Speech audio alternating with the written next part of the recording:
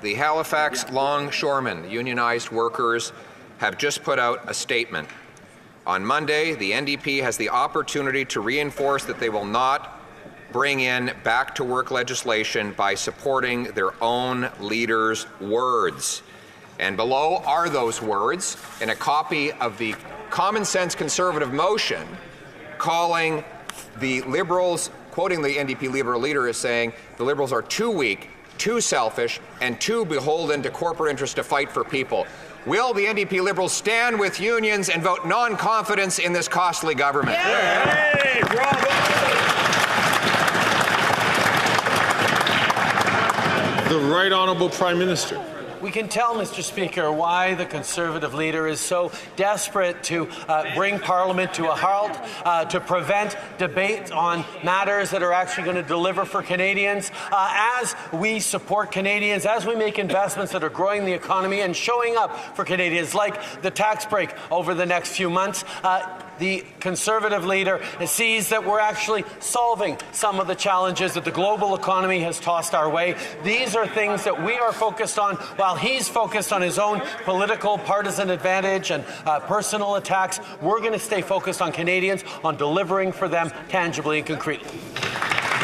The Honourable Leader of the Opposition. His own party doesn't agree with him. He's so weak that the NDP keeps him in power while the Liberal Premier of Newfoundland and Labrador is attacking his energy cap.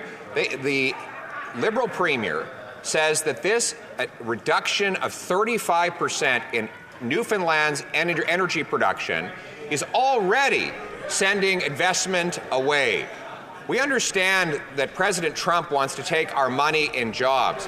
But why is the Prime Minister standing against his own Liberal Premier in Newfoundland and Labrador to help Trump do it? The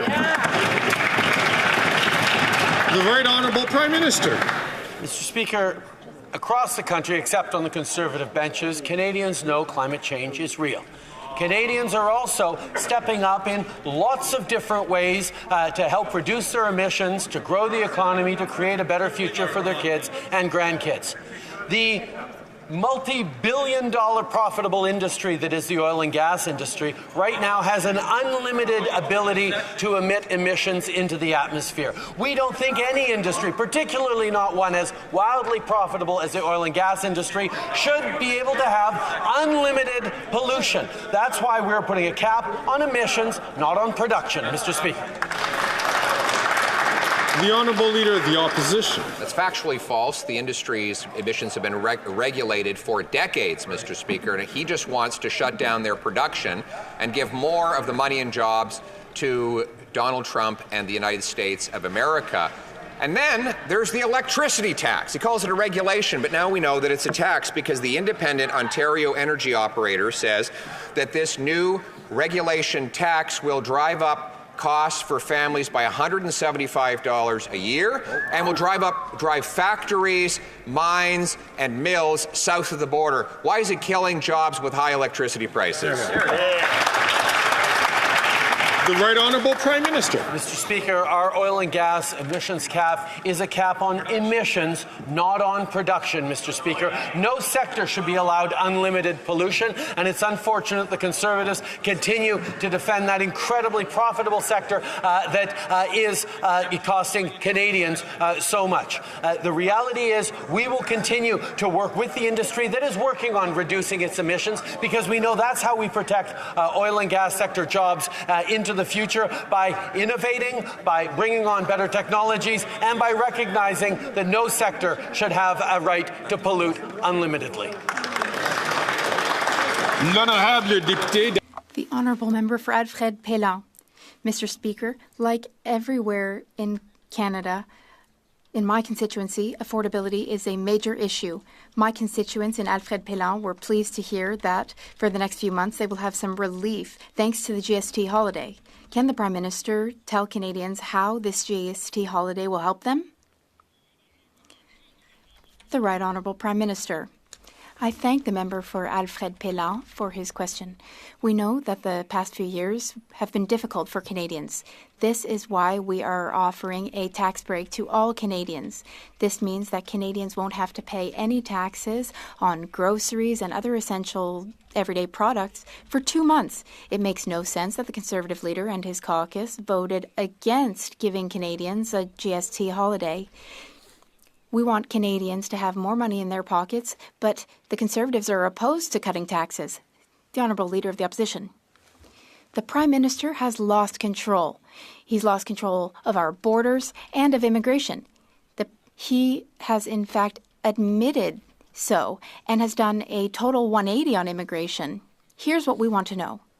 Will he take back control?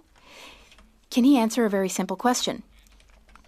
How many people stay here in Canada illegally?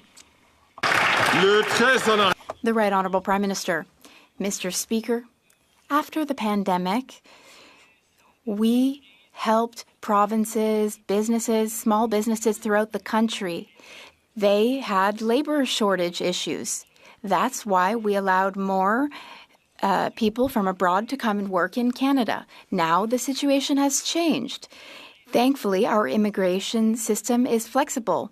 We brought down our immigration levels to guarantee that our economy can catch up with our growth. That's totally normal, Mr. Speaker, to adjust immigration levels based on the current situation in Canada. No, you brought in over millions of people. The Honourable Leader of the Opposition. Like 1.1 million a year. And we're building like 170,000 homes a year. His government is supposed to oversee entry and exit into this country. So here's my very easy, simple question. How many people are here in Canada illegally? The Right Honourable Prime Minister. Mr. Speaker, Canada has always had a generous but responsible immigration system. The integrity of our immigration system has always been strong and has led to strong growth, economic growth for our country over the past decades, and we will continue to uphold the integrity of our immigration system.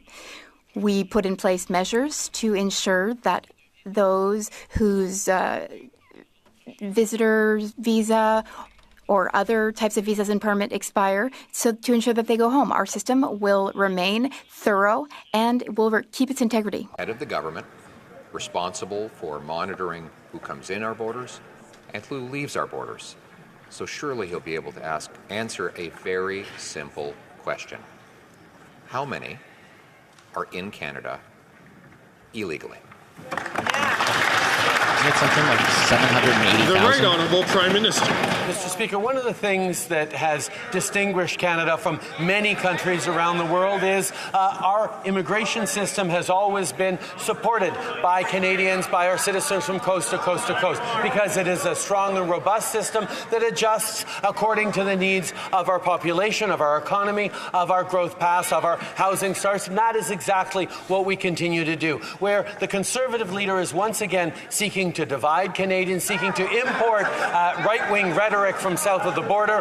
We are going to continue to stay true to our Canadian values, deliver a strong and robust immigration system that meets Canadians' values and expectations. I think the number is 780,000. I'm going to ask the honourable member from Abbotsford, please, not to take the mic. Mark Miller said that in committee. A well-respected member.